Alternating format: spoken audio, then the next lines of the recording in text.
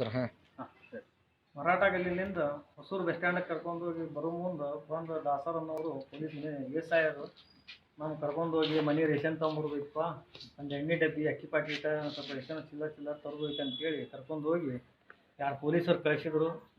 Case ಅದಾವ ಅಂತ ಕೇಳಿದ್ರು. ಕೇಸ್ ಯಾವ ಇಲ್ಲ ಸರ್, ನಮಗೆಲ್ಲ ಬಿಡುಗಡೆ ಆಗ್ಯಾವ ಅಂತೇಳಿ ನಾನು ಹೇಳಿದೆ. ಆದರೂ ಕೇಳಿಲ್ಲ ಸಲಾಗಿ ನನಗೆ ನಿನ್ಗೆ ಎಳ್ಕೊಂಡು ಹೋಗ್ತೇವೆ, ನಾವು ಜಕ್ಕೊಂಡು ಹೋಗ್ತೇವೆ ನಿನಗೆ ಅಂತ ಹೇಳಿದ್ರೆ, ಎದಕ್ಕೆ ಜಕ್ಕೊಂಡು ಹೋಗ್ತೀರಿ, ಏನು ಮಾಡ್ಯಾನ ಅಂತ ಜಕ್ಕೊಂಡು ಹೋಗ್ತೀರಾ ಅಂತ ಹೇಳಿದೆ. ನಾನು ಕೇಳಿಲ್ಲ ಅಂದ್ರೂ ನಾನು ಹೆಂಗೆ ಮಾಡಿದ್ರು ನಿಮ್ಮ ಸಾಹೇಬರು ಕರೆದಾರ ಬಾ ಅಂತಿದ್ರು. ಹಂಗಾರೆ ನಡ್ರಿ ಅಂದ್ರೆ ರಿಕ್ಷಾ ಒಳಗೆ ತೊಗೊಂತಾರೆ, ಒಳಗೆ ತೊಗೊಳಂಗಿಲ್ಲ, ನಾ ರಿಕ್ಷಾ ಮನೆ ಕಡೆ ಹಚ್ಚೇ ಬರೋ, ನೀವು ಕೇಸ್ ಮಾಡಿದ್ರು ಮನೆ ಕಡೆ ಹಚ್ಚೇ ಬರೋಣ ಗಾಡಿ ಅಂತ ಹೇಳಿ. ಆಯಿತು ಗಾಡಿ ಹಚ್ಚಿ ಬಾ ಅಂತ ಬಾ ಅಂತ ಸಾಹೇಬರು ಮಾತಾಡಿದ್ರು.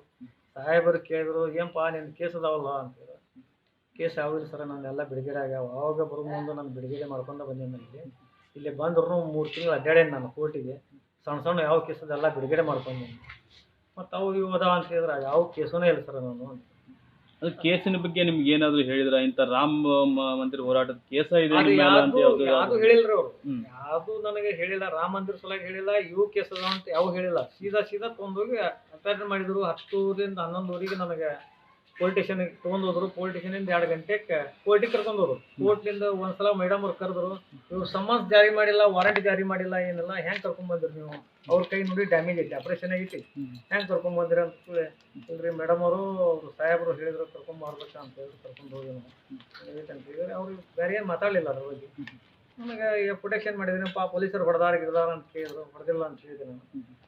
ಆಯಿತು ಅಂತ ಹೇಳಿದ್ರೆ ಕುಂದರ್ಸಿದ್ರು. 2 ಗಂಟೆ ಮಟ್ಟ ಕುಂದರ್ಸಿ 7 ಗಂಟೆ 7ವರೆಗೆ ಇದು ಮಾಡಿ ಸೀದಾ ಸಬ್ ಜೈಲಿಗೆ ಕಳಿಸಿದ್ರು.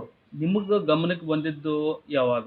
ಇದೇ ಪ್ರಕರಣದ ಮೇಲೆ ನಾನು ಕರ್ಕೊಂಡು ಹೋಗ್ತಿದಾರ ಅನ್ನೋದು ನಿಮ್ಗೆ ಅರಿವಿಗೆ ಬಂದಿದ್ದು ಯಾವಾಗ? ಅವಾಗ ಇವರು